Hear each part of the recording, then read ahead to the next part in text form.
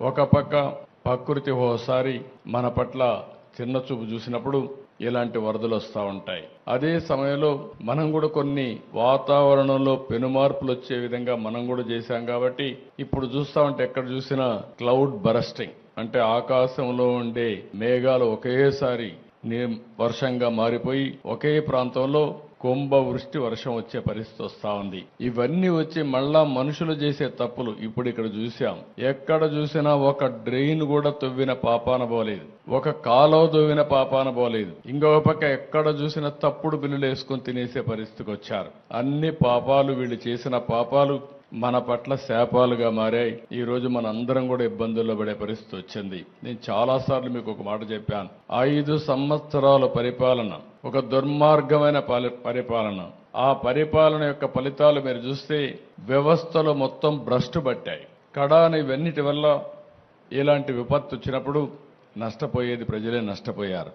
అందుకని నాకు 10 రోజులు పట్టింది. మొదటి 2 రోజులు నేను అధికార యంత్రాంగాన్ని ముందుకు పోమన్నా పోయే పరిస్థితులు కూడా లేరు. అక్కడి నుంచి నేను అక్కడే ఉండి కడాన మీరు ఒకసారి చూస్తే బుడమేరులో దగ్గర 5 రోజులు రామానాయుడు అక్కడే ఉండి గండ్లు పూడ్చే పరిస్థితి వచ్చారు. ఆ గండ్లు పూడ్చారు కాబట్టి విజయవాడకు వచ్చే నీళ్లు ఆగే పరిస్థితి వచ్చింది. 2 మార్గాలు. ఒకటి సిటీలో ఉండే నీరు బయట పంపించాలి, పైన వచ్చే నీరు ఆపాలి. పైన నీరు ఆపాలంటే గండ్లన్నీ పూడ్చాలి. గండ్లు పూడ్చాలంటే వాతావరణం సహకరించలేదు, వర్షాలు పడ్డాయి. ఆ గట్టంతా కూడా ఎక్కడికక్కడ దిగబడే పరిస్థితుంది. దాంట్లో మళ్ళా ఒక లారీయో ఒక ట్రాక్టరో తీసుకపోతే ఒక ప్రొక్లైన్ తీసుకపోతే అది కూడా కూరకపోయే పరిస్థితి వచ్చింది.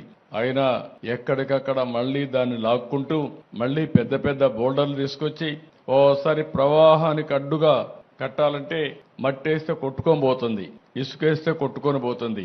అలాంటప్పుడు దగ్గర 100 టన్నులు ఒక రాళ్లు తీసుకొచ్చి పెద్ద పెద్ద బోల్డర్స్ తీసుకొచ్చి అక్కడ వేస్తే దానిపైన మళ్ళా మట్టేసి కన్సాలిడేట్ చేసి ఒక విధంగా చెప్పాలంటే ఒక యుద్ధమే చేశాం అక్కడ.